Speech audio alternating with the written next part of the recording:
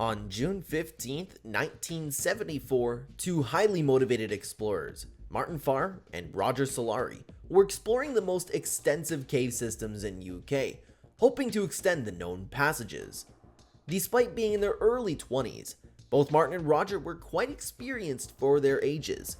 They had been involved in dry caving for nearly a decade, but had progressed to cave diving in the past 3 years. But what happened to those explorers during the Agen Allwedd cave exploration that day? Stick around till the end to know the whole story. The first attempt. The year 1994 was the first time when Martin Farr and Roger Solari teamed up to expand the mapping of the Agen Allwedd cave system in South Wales. A prominent explorer, John Parker, had recently ceased his exploration after discovering a third sump in one of the longest passages. A sump is a water-filled tunnel in a dry cave that dips in elevation. Short sumps can be swum through by holding one's breath, but longer ones require full scuba diving gear. The complexities and dangers of dry caving are much higher when cave diving is involved. Martin and Roger plan to go beyond the two previously discovered sumps to explore the third sump. However, on their planned trip in May, Martin had to go solo because Roger had injured his knee.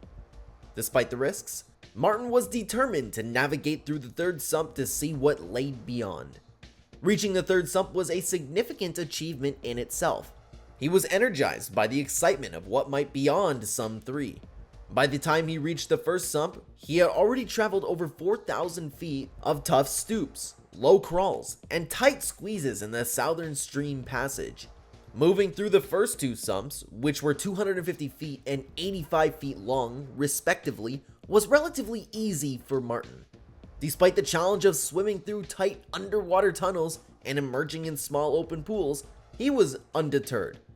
The third sump was much longer, and no one had fully traversed it yet. Martin hoped to have enough air to reach the end, but had no idea what lay beyond. He swam through the length of Sump 3, covering 850 feet before reaching the next air chamber. Martin knew he couldn't enter the water on this visit as his air tank back at Sump 3 would only suffice for 3 dives needed to exit the tunnel. He was a mile away from the exit and would spend the next 4 or 5 hours making his way back out. Once he found his way out, he contacted Roger to plan their next visit. They would need to bring an extra air tank to explore the 4th sump in the cave system.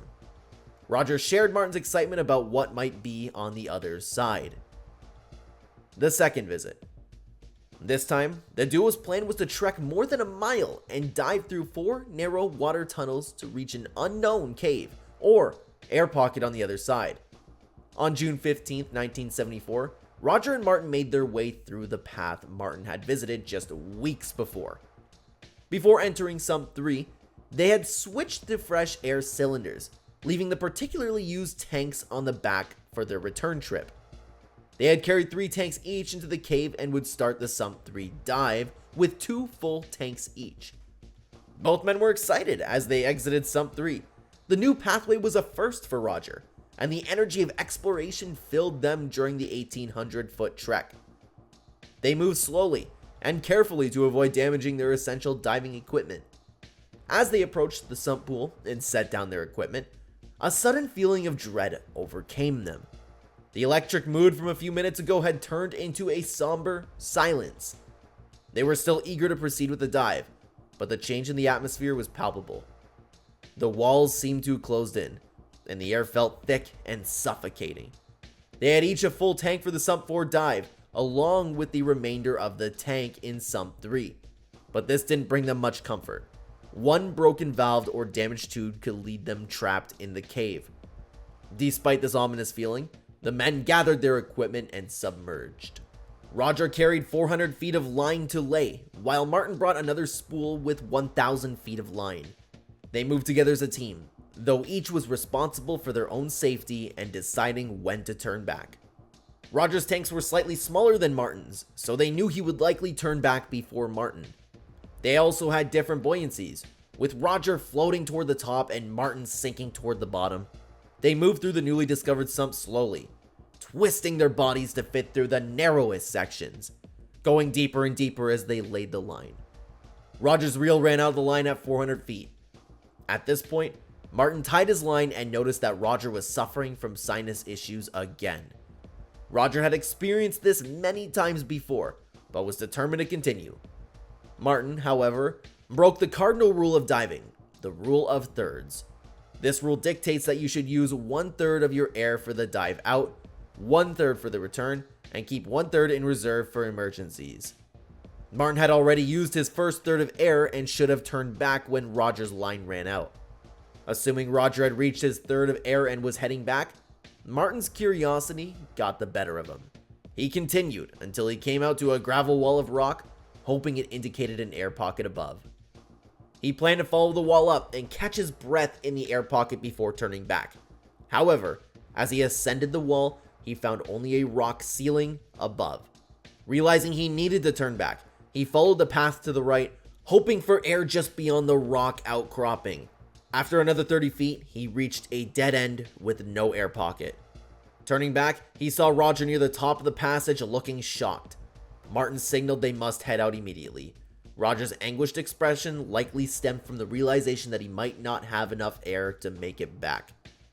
Martin quickly moved down to the bottom of the passage and followed the line out. He had only gone about 130 feet when his tank ran out of air. Calmly, he switched to his reserve tank, but knew he would barely have enough air to make the next 300 feet in this sump and the 850 feet in sump 3.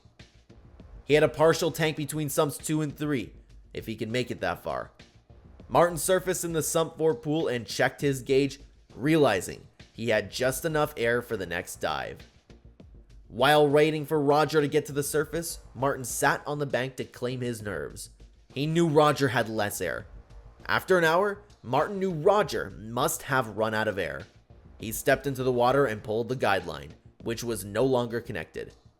Martin reeled in the line until he found out it had been cut cleanly at the 430-foot mark, likely where Roger had switched tanks. Back then, switching tanks wasn't simple. The equipment was poorly designed, and finding the valve might require removing tanks and twisting the body. These circumstances likely led to Roger getting tangled and cutting the guideline. Martin had to stay calm to safely exit through the 3 remaining dives and the long hike out. It would be hours before he could alert anyone to Roger's fate and organize a search team. The devastating reality was if they had followed the rule of thirds, Roger would still be alive. If Roger had gotten tangled or gone the wrong way with half a tank of air, he could have reorientated himself and made it out safely. If Martin had kept a reserve, he could have turned back to look for Roger. After this dive, Martin Farr never broke the rule of thirds again and went on to have a notable diving career over the next several decades. What happened to Rogers? Weeks and years passed after the accident. All attempts to find Roger were unsuccessful. He was nowhere to be found in Sump 4. Martin conducted a thorough search of the sump in 1981, covering nearly 700 feet from top to bottom, but found no trace of Roger. The area remained incredibly difficult to explore, with all equipment and air needing to be carried over a mile deep into the tunnels. It took years for another team to explore the sump again, knowing Roger's body was somewhere in the tunnel.